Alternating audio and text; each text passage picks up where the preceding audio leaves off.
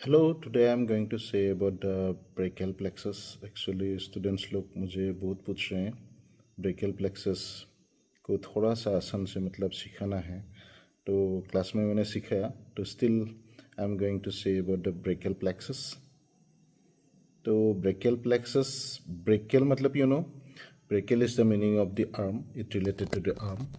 तो हम लोग का मतलब arm जो है it related to that means it supplies the nerve plexus.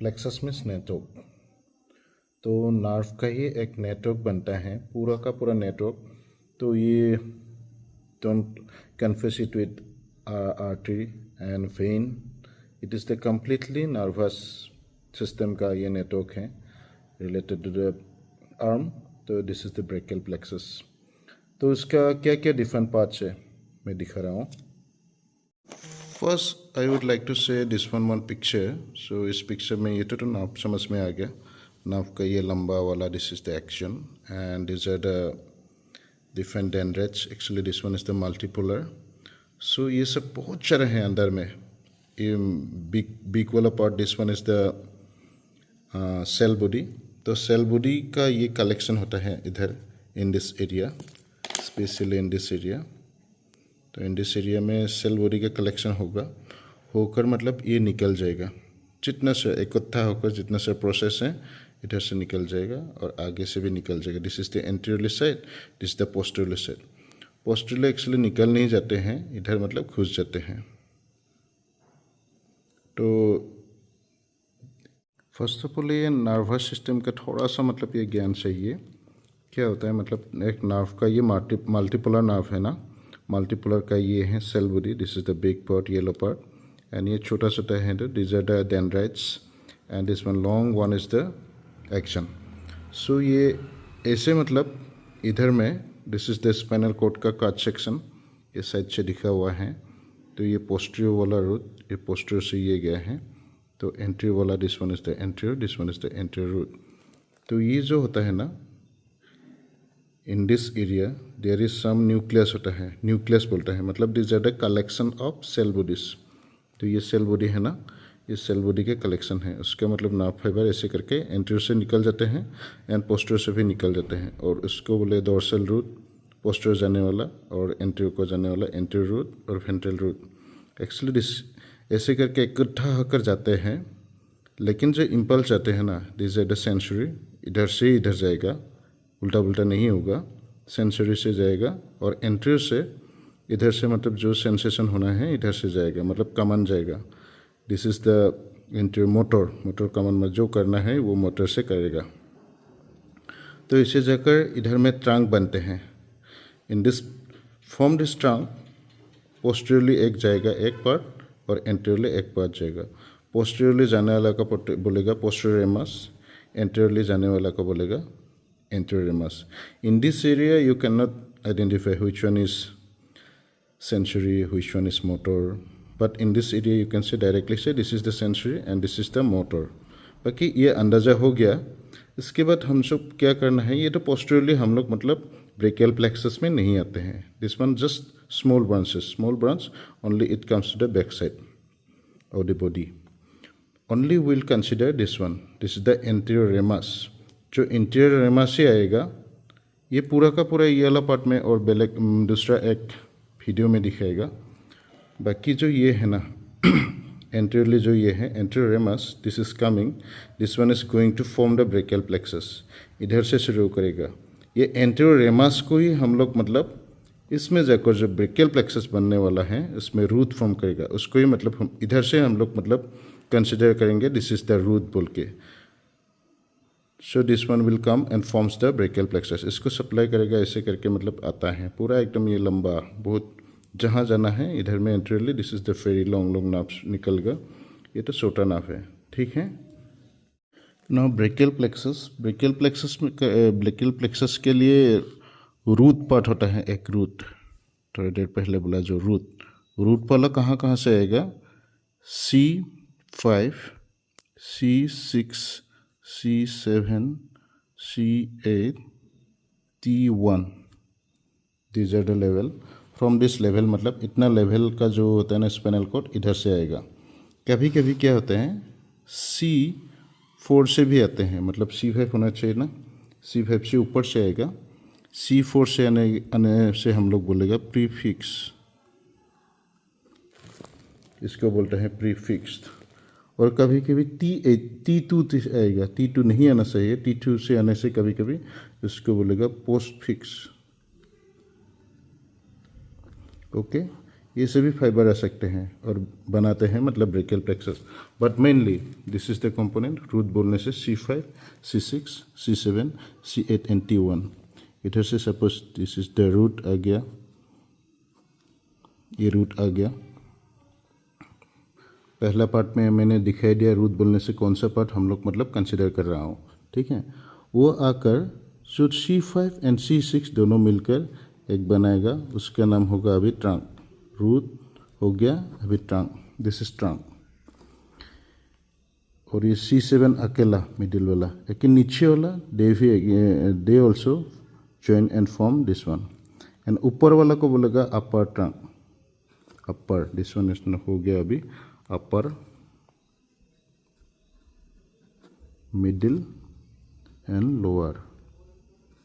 ये तीनों ही ट्रंक है, अपर, मिडिल एंड लोअर, ठीक है। नाउ अभी ये सब मतलब जितना सारा अपर, मिडिल एंड लोअर, उन लोग मतलब एक एक और डिवीजन देगा। ऐसे रेड यूज करता हूँ, ऐसे रेड वाला मतलब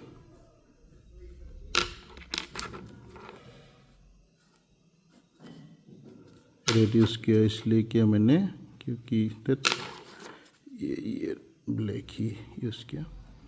तो रेड मतलब पोस्टीरियर,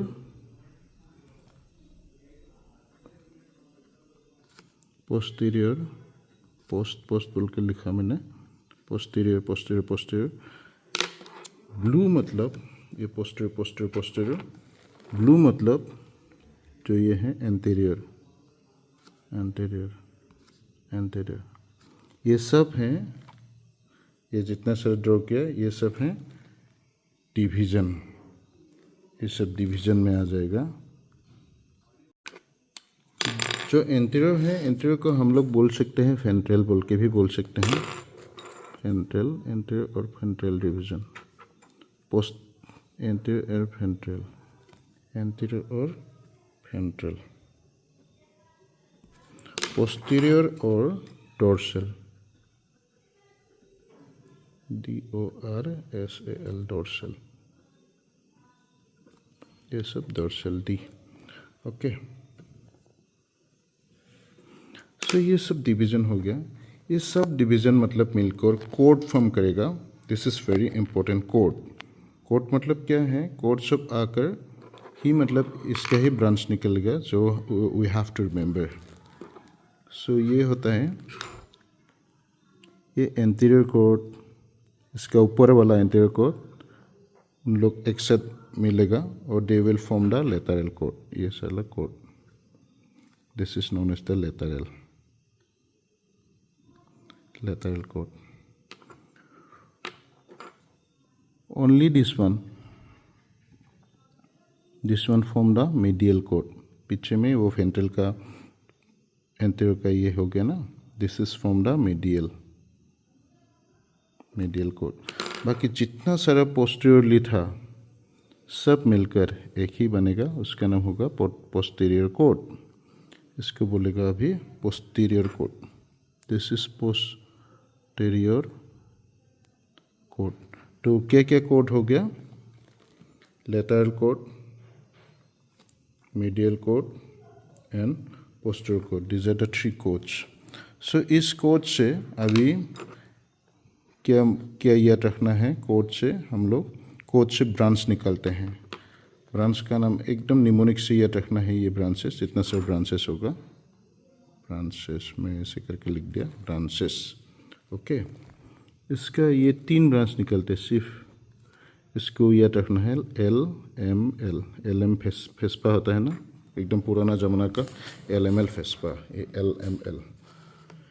नेक्स्ट होता है मीडियल। मीडियल का कैसे याद रखना है? मीडियल बोल के, मीडियल का M4U मतलब M 4 होगा, एक U, M, M, M, M. M for you. This is the mnemonics. M for you. मैं तुम्हारा ही है, ऐसे बोल के याद रखो. Then this one, posterior से होता है ultra. You can remember ultra, TRA, ultra. और रातुल बोल के भी हो सकते हैं, Ratul. So this is the mnemonics for the branches. LML, LML, M for you, then ultra. Now इसका फुल फॉर्म बनाओ, एकदम फास्ट वाला LML. नेक्स्ट पेज में जाता हूँ मैं. ना फर्स्ट वन लेटरल कोड से हो जाते हैं L, M, L. L से हो जाएगा lateral root of median nerve. Root of median nerve. Lateral root of median nerve. M से हो जाएगा musculocutaneous nerve. Musculocutaneous nerve. Then again another L, इसका हो जाएगा लेटरल आधा करके लेट बोल के लिखा मैंने, लेटरल पेक्टोरल नर्व. तो ये these are the three. तो अभी सोचो, ये lateral root of median nerve लिखा है ना, मतलब एक मीडियन तो है, दैट्स व्हाई इसका नाम नहीं, तो अदरवाइज हम लोग डायरेक्ट मीडियन नर्व बोलने वाला था, ऐसा तो नहीं है. तो that's why lateral root of median nerve लिखा. अगेन लेटरल पेक्टोरल नर्व लिखा, डायरेक्ट पेक्टोरल नर्व बोल के नहीं लिखा, मतलब इसका भी मीडियल है. अभी now come to the M for you. M, M, M, M and U. ये जो एक ही ओनली U है ना, उसका मतलब होता है ulnar nerve. Ulnar nerve. Okay. Now M. अभी इससे बन गया M. ये M क्या होगा, ये lateral root of median nerve लिखा, तो इधर में हो जाएगा मेडियल रूट ऑफ, मेड बोल के लिखा, हाँ, this is medial root of median nerve. Okay. Then this one another M, lateral pectoral nerve लिखा था, तो इसमें क्या होगा, medial pectoral nerve. Medial pectoral nerve. बाकी जो M, दिस टू M, ये दोनों मतलब क्यूटिनस नर्व होता है. दिस टू M, एक आर्म के लिए, एक फोर आर्म के लिए. तो एक का होगा दोनों क्यूटिनस नर्व, मेडियल क्यूटिनियस, स्किन को सप्लाई करते हैं, क्यूटिनियस नर्व ऑफ आर्म. मैंने क्या बोला, एक आर्म. और मेडियल क्यूटिनियस नर्व ऑफ क्या हो जाएगा, फोर आर्म. बस ये मीडियल कोड से भी हो गया. थर्ड वन मैंने क्या बोला था, अल्ट्रा और रातुल. अल्ट्रा बोल के दिखा, अल्ट्रा, TRA. ओके, ये ultra. U for upper, L for lower. First of all upper and lower. Upper and lower subscapular, scapular related, scapular nerve. ये लोअर सबस्केपुलर नर्व. ठीक है. T is the thoracoacromial nerve. Thoracoacromial एक ही T है. R is the सबसे ज़्यादा बड़ा वाला, बिगेस्ट नर्व इन द, क्या बोलते हैं, biggest nerve in the brachial plexus. This is the, क्या है ये, radial nerve. Then this A for axillary nerve.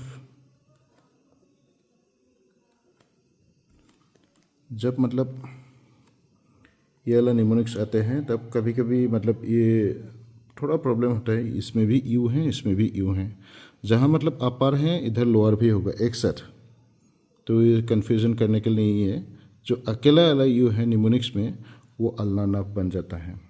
तो दिस आर द ब्रांचेस. मैं और एक बार देखता हूँ, ये तुम लोग देखना, जो बार बार देखना है देख सकते हैं. तो इधर में एक स्पेशल पॉइंट और समझना है, ये भी बोल देता हूँ. ये दिस इज़ द C5 से रूट आ गया, C6 से आ गया, एंटीरियर वेंट्रल हो गया, और जो अपर ये अपर ट्रंक से और दो नर्व निकलते हैं, एक हो गया सुप्रा, एक हो जाते हैं सब। सब बोल के सब क्लेवियस, नर्व टू सब क्लेवियस, नर्व टू सब क्लेवियस हो जाते हैं। एक नर्व, एक सुप्रा, सुप्रा क्या हो जाएगा, सुप्रा स्केपुलर नर्व।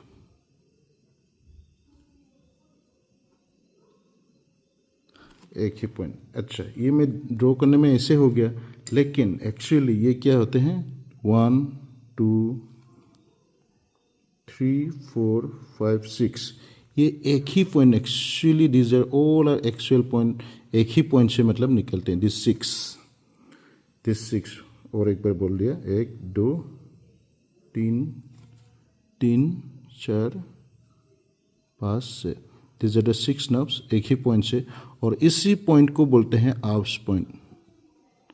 आर्व्स पॉइंट 6 नर्व मतलब जहाँ मिलते हैं, इसको बोलते हैं आर्व्स पॉइंट। आर्व्स पॉइंट ये वेरी इंपॉर्टेंट पॉइंट है, और इस हिसाब से आर्व्स पॉइंट को कभी इंजरी होगा, एंड दिस पैरालिसिस को बोलते हैं आर्व्स पैरालिसिस। दिस इज आर्व्स और पैरालिसिस। और लोअर ट्रंक, ये जो लोअर ट्रंक लिखा है ना, इसमें कभी मतलब इंजरी होने में इसका मतलब अपोजिट आर्व्स पैरालिसिस आते रहते हैं एग्जाम में, और this is very important things in medical science, और इसको बोलते हैं क्लाम्केस पैरालिसिस। क्लाम्केस पैरालिसिस। तो ये सब दूसरा क्लास में बोलेगा मैं, तो ये मतलब हो गया लोअर में क्लाम्केस पैरालिसिस। इन शॉर्ट ये एक डायग्राम है, इस डायग्राम को अच्छे से मतलब बोल लेने से पूरा ब्रेकियल प्लेक्सस का मतलब क्लास हो जाते हैं। I hope you understand about the brachial plexus कैसे होते हैं, और एक बार देखना, बार बार देखना। और जो लोग नया है इस चैनल में, इस चैनल कम्प्लीटली नया है मेरा, तो इस चैनल में जो नया है उन लोगों के लिए मैं रिक्वेस्ट करेगा सब्सक्राइब कर रखने के लिए, क्योंकि हमेशा मतलब ये व्हाट्सएप में नहीं दे पाऊँगा, तो वीडियो बनाते ही रहूँगा। आई थिंक वो मतलब स्टूडेंट के लिए बार बार तुम लोग देख पाओगे, और ये दिस आर वेरी इंपॉर्टेंट, मेरा मतलब ये टेक्निक भी होगा। I think you will subscribe everyone. और कुछ क्वेश्चन पूछना है तो इधर में मतलब कमेंट सेक्शन में जाकर क्वेश्चन भी पूछना है तुम लोग, मैं जितना हो सके मतलब ट्राई करेगा, वीडियो बनाएगा। Thank you so much, love you all.